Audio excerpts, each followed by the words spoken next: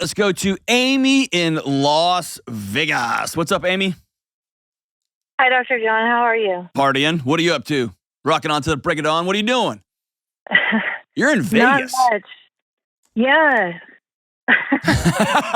You're like, yeah. All right, so what's up? Yeah, this is Vegas. Okay, so I have a question for you. I've been seeing my therapist for about 3 years now. Okay. In that time, we've become good friends. No. Hung out. No. No. Oh, no. And I've hung out at her house. No. I've met her family. No. Run. Unethical therapist. Like rule number 1. I don't even know why. I don't know what you're. That. Is that what? I just totally interrupted you. Like, how can I help Amy? No, that's okay. So we've done a lot of stuff together. We've hung out. No. What kind of therapist, dude? Report this therapist. They should have no license. They should have their license taken away. They are unethical. Is it male or female? It's a female. Okay. Are y'all in a romantic relationship? No. So she the first time she invited me to her house, I was really happy that she invited me. Of course. Hold on. Is she allowed to do that? No. Am I allowed to do that? No. You're allowed to do whatever you want. You're a grown-up. She is not.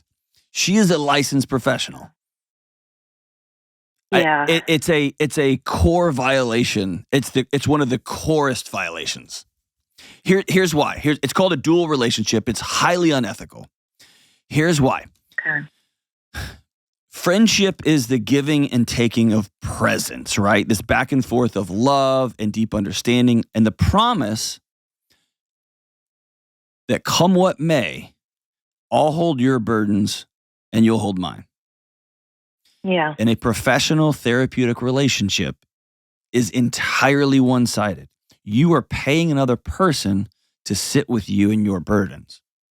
There can never be an expectation or realized the therapist doing the reverse, asking you to hold her burdens, her friendship, come to my house, do our things. Highly manipulative, highly unethical. There should never be contact with the client. Listen, here's how wild it gets. I had a client once that was speaking at an event I was at, and I had nobody in that room knew. Nobody. I've got colleagues who they when they introduce themselves to their clients, they will say, if I see, here's a common thing. Let me say it this way. If I see you in a grocery store, I'm going to walk right by you. Yeah. I will not acknowledge you. And it's going to be weird because you just told me about all this crazy sex stuff between you and your husband and your boyfriend that you're having an affair with. It's going to feel weird that we had these intimate conversations and I just walked straight past you at a grocery store. But I'm going to honor confidentiality so much. I'm going to honor the professional relationship so firmly. Now, you can go run up and hug your therapist and be like, I don't care. That's fine. You're allowed to do that. And then once you breach that boundary, you can hug and say hi or whatever. But dude, it is, I mean, I can't tell you how wrong that is. So there's no situation where that would be appropriate. I think it's been a while since the counseling code of ethics, I think is 5 years after the last session. Can you have a relationship? And I think the APA, it's been a while since I read that one, but I think that one is never. But I've been holding me to that one. But it's at least an extended period of time after you write your last check and you have your last session. Okay. Yeah, I was going to ask. Highly, highly unprofessional. Okay. I think, I think part of the reason is because she's an unethical professional. That's the only reason. That's the only reason. Okay, what are you going to say? That was rude. Well, she knows that I don't have any other friends, and I have a toxic family that I'm currently distancing myself from. And I don't know if she's doing it as a way to try and help me. She knows my situation, and I just don't know if that's why she's doing it or she just. I don't know, but I would not. In psychology, it's called the fundamental attribution error, where you get inside someone else's head and try to decide why they're doing whatever it is they're doing. I would not do that. I'd get out of her head. Because even if she's trying to help, what she should be doing, okay, let's just use this example. What she should be doing is teaching you in session how to be uncomfortable, how to ask, hey, you want to go hang out and grab coffee? Hey, let's make a plan for, you're going to invite 3 women that you don't know that well that you work with, but you're going to invite them over for whatever is going on. And then she's going to be a safe place for you to go back to during your next session after the party's a disaster or after it goes great. And so her job is to teach you skills and then send you out into the wild. And in the counseling session, you get to practice those skills. The beautiful thing about the counselor-client relationship is it mimics the real world. It's a safe place for you, somebody who's struggling with relationships, somebody who's struggling with a toxic family, to practice heading back out into the real world. It's unethical when she follows you out into the real world and says, hey, hold on, you can't really do this. I'll take this for you. And in the same time, meets her own needs by using you. Well, the thing is, she has been such a godsend to me. She's helped me through the worst times in my life. And I really value both her friendship and her expertise as a therapist.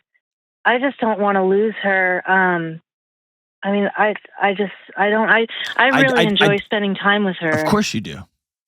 Of course you do. That's and quite honestly, that's the problem. I'm going to use an analogy that may not fit, may not be fair, but it's the one coming to mind. Okay. Okay. Imagine a buddy of mine sitting down and telling me how amazing his wife is. She loves me. She shows up for me. She listens to me. The sex is unbelievable. Like, I love my wife. And then our other buddy at the table says, I pay a woman for sex. I pay her for her time and her relationship and her interaction. And she listens to me and we talk and we hang out. She invites me over. One of those sounds right and one of those sounds disgusting. You see what I'm saying? You're paying her. I know. You're saying it's unethical because it's like a one-sided conversation or one-sided thing. I'm saying it's unethical because she's violating the code of ethics of the profession that she is hopefully is licensed and shouldn't be much longer. She's got a very vulnerable person who's struggling with family dynamics, who's struggling with loneliness. And she is using that person, A, for money, B, to fill whatever needs she's filling, even if she needs to feel like she can solve everybody else's problems. And she can make people feel not so bad about themselves. It's not her job. Her job is to walk alongside you, teach you skills, hold you accountable, call you out, and care for you as you head out into your world. Yeah. You see what I'm saying? And I can't imagine how heartbreaking this is for you, which is why I'm so upset about it. Well, I think I knew what the answer was, but I think I just needed to hear it out loud, I think you're being used, and I think you are worth more than that. Just listening to you, I think you would be a great friend. And I bet you're loyal to a fault, aren't you? Oh, yeah. The world needs more people like you as friends. I think part of me feels like I'm not going to be able to find quote unquote real friends out there. So I'm kind of attached to her. And that's her job, is to not let you get that attached to her. And she failed you. I'm sorry. Yeah. Her job is that discomfort you feel, that fear, because your family didn't show up for you when they should have. Your other friends haven't shown up for you. Have you had romantic relationships go sideways? I have. Yeah. So you've got a lifelong history, train tracks of relational pain. And what her job is to sit with you in the discomfort, not try to take it away for you. And she took it away from you, and she charged you for it. Yeah. And so in a way, she robbed you of the opportunity to go out and practice making friends, screw it up, be awkward, be weird, learn about yourself, learn about what your value is. And over time, basically, here's what she did. You went and got a personal trainer, and you paid her, and she lifts the weights for you every time y'all lift. And then when it's over, you're not very strong. And you don't feel confident because you know you didn't lift any weight. But it was awesome to see that much weight on the bar. See what I'm saying? Yeah, that makes sense. Well, do you think... I think you should never see her again. You should file on her license in the state of Nevada is what I think. You think even if I stopped seeing her as a therapist, that I couldn't continue seeing her as a friend? I think you're a grown-up and you can do whatever you want. When I run into unethical... I mean, I guess I don't hang out with guys like that. Like, one of my closest buddies in the world, his name's John King. He's an amazing friend. And he is the CEO of he's a chief exec. He's not a CEO, but he's a senior leader in an HVAC company. If we were just having drinks one night and he told me, he was like, man, I like to charge extra here and here and rip these people, I wouldn't hang out with him. Yeah. Like, I don't want those people in my life. My friends aren't like that. I think I'm just having trouble figuring it out or understanding why exactly it's unethical. Go back in. Here's the deal. Go back and listen to the call, and because I walk you through it. And what you're going to start doing is you're going to spiral because she's become your oxygen tank. And gosh. How about this? Have her call me. Have her call the show. I'd love to talk to her. Let's do that. And you can just be a fly on the wall for that conversation. She won't call. But there's the dare, Amy's therapist. You unethical shouldn't have a license. I'm just going to shut up.